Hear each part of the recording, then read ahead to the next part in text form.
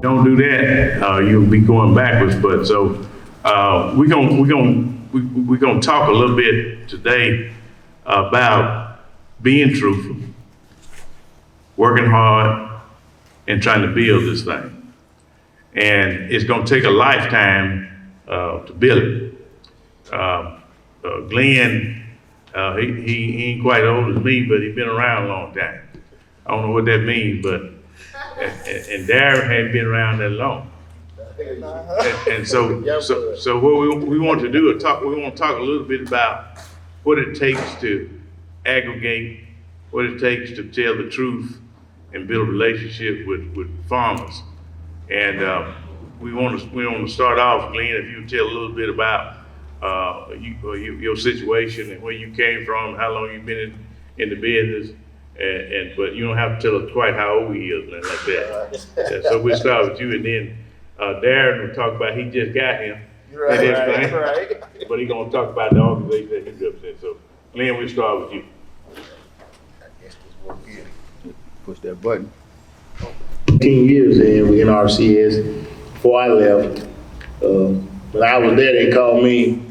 I either was a prophet or troublemaker, one of the two. So it all depends on how you interpret it, based on what I was doing. But when I started my organization in 1995, I knew then, in order for small farmers to compete in any kind of market, they had to take care of three key components: education, processing, and distribution. If you didn't have them, you're gonna probably be a day late and $1 short, because you're gonna have all them three components like to come to play. A lot of the universities I worked with then, I finished at Alcorn, they were more into technical assistance. I call it education, which is good. But no one wanted to address the key factors in being able to make farmers sustainable. Back then, processing was a taboo. Forget about distribution. Just convince a person that you need to do value-added processing. Because when we came along, a lot of the farmers still, making a fairly decent living doing peanuts, cotton, corn, cattle. But once USDA, the government, got rid of a lot of the price support, but then the ball game changed. Peanut price support left, tobacco price support left, hog market bottom out. And so if you don't anticipate change, you're gonna probably be a day late and $1 short. So a lot of the small farmers that was doing that either stopped farming, especially kids. That generation that I came along with me and right behind me, a lot of those guys went to college and got jobs and went to work for USDA and left. So when I started, I said, well, what we got to do, we need to focus on those three components: education, processing, distribution. And so a lot of the product, equipment and stuff that we bought, we had to invest it out of our own pocket. Wasn't a lot of the resources we see now. Andrew and I, we laugh about it. We won't tell them to stop it. It's just too much. We can't take it no more. When a man been walking in the desert so long, you can't give him a little water at a time. He'll choke himself down. So Andrew and I, we about to choke over here. We've been thirsty a long time. So, but I knew, I tell people all the time when we talk, we started, you got to have a market. And so in 1995, we started doing farming schools. If you look at the lineage, we're the first group in the country to do farming school. We started with Ag Marketing Service, doing a pilot in Florida. And from that point, we went to Alabama, Georgia, Tennessee, Arkansas, Mississippi. And that's spreading the gospel about farming school and how it can do. But the key component was education, processing, and distribution. And so at that time, I left a lot of my own personal money, buying equipment, buying trucks. Sometimes you buy equipment, it may sit still for 3 years, and you say, man, why spend that money? Then the next year, bam, it hit. just nice you using it. And when we started doing farm to school, the school needed their stuff packed and ready to go. And so when the first thing we started doing, the first truck we had, it wasn't actually a truck, it was a trailer. No, it was a 1992 Aerostar van. And so back then, I had to use what I call weather psychology. So we was cutting and processing collard green, didn't have no walk-in cooler, so we did it on the cold part of the year, which was fall when the school, basically running in the fall season. So we'll cut and process like on a Sunday, put it in the back of our Aerostar van at night, and I would take off and go to 13 schools the next day. Now, I live on the Eastern Central time zone, so I could leave an hour early to go to the first school and then make time to get back and beat the sun from coming out. So my product stayed cool. But we evolved and we was able to afford to get another truck. And I think that second truck, Andrew, we worked through you all to get out of Tuscaloosa. Yeah. That was a UD. And boy, we thought we was high and hog then. Got a truck. But that truck helped us to do a lot of expanding to a lot of schools. That old truck, we drove a lot of different school districts. We did this county here for several years. I was telling the food director, I know 3 or 4 different food directors that was here, but we delivered to Dallas County for a long time. We delivered to Selma City Schools a long time. But you had to develop a product line. So we kept developing product line and buying processing equipment. Sometimes you spend money you don't have. You just got to have faith that they're gonna pay off in the long run. So we buying another truck. When we first started cutting green, we had to buy 3 machines before we looked up and found the right one. And but you got to have trucking. You need processing, but if you don't have a way to distribute product, when I found a master how to cut green, I was the only one in the country cutting green the way I was cutting. And we had 85 stores that we delivered to every week. I went from Mobile, I had Milton, Florida, Pensacola, Mobile, that was on a Monday. I had a crew process. I would come back Tuesday. I did Dothan, Ozark, Troy, Enterprise, and Daleville.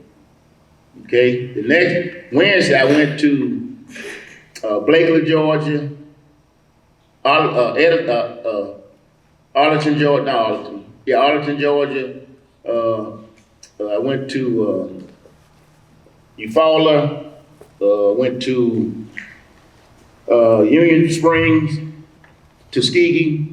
At that time, you had Calhoun Food and Picky with there. Now, I would leave there and I would go to Montgomery. Then Calhoun had several stores. Then we had Calhoun Groceries and we had AG Groceries. I would leave there and I would go to Haynesville, to the AG Grocery in Haynesville. And I would leave Haynesville, I would come to Selma. And we had Southside, and we had Calhoun Food. Then we would leave there and go to Democracy. And we would do the Piggly Wiggly in Democracy. Then I would leave Democracy, I end up in Meridian at Save-A-Lot. And I come back home. And the next day we get up, I got a crew processing. That's one truck going all in.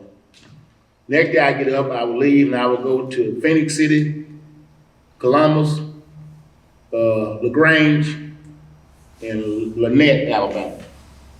I come back home and shake the dust off and I go back to the field and pick up some more greens.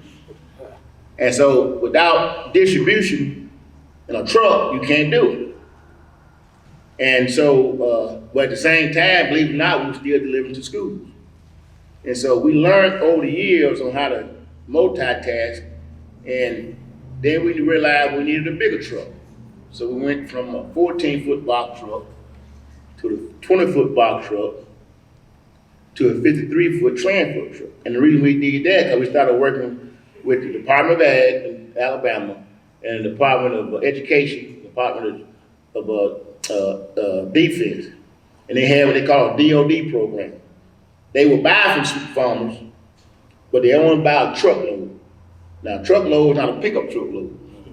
A truckload is a 53-foot truckload.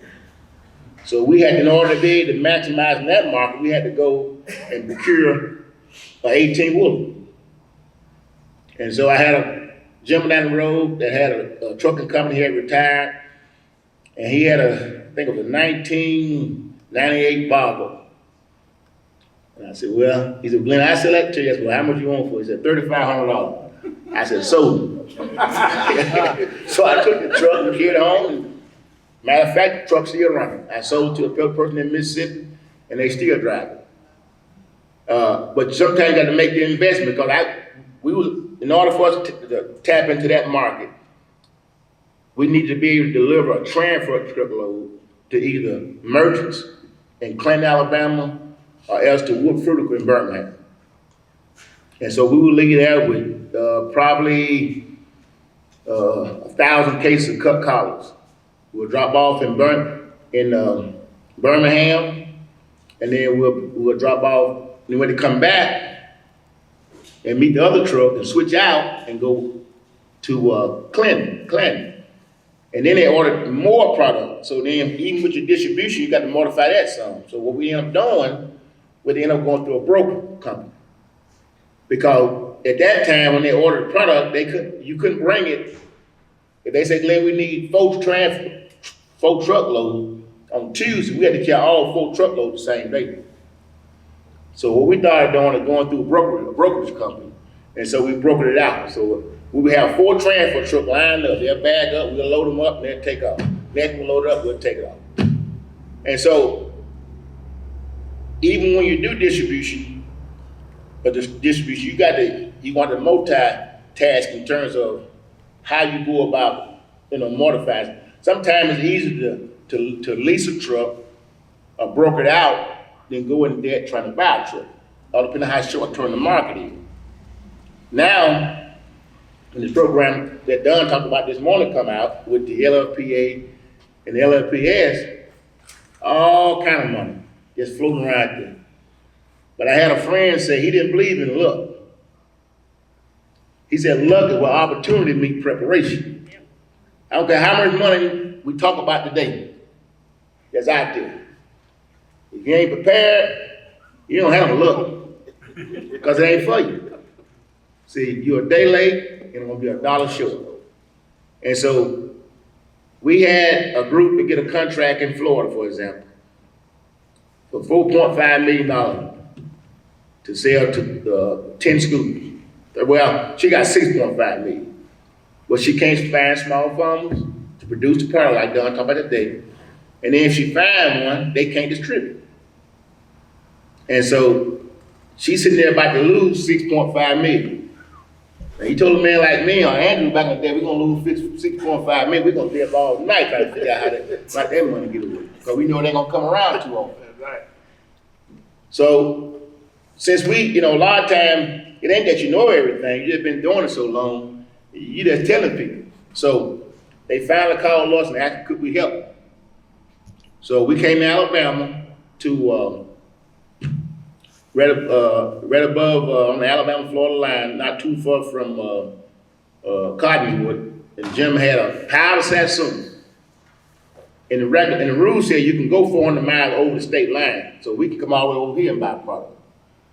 So he said he had 13 transfer truckloads of Satsuma that he knew to move bad as hog need to slop. I said, well, we'll see what we can do. So we got the schools to agree to buy 3 transfer truckloads. But the problem was, he said, I can't truck it.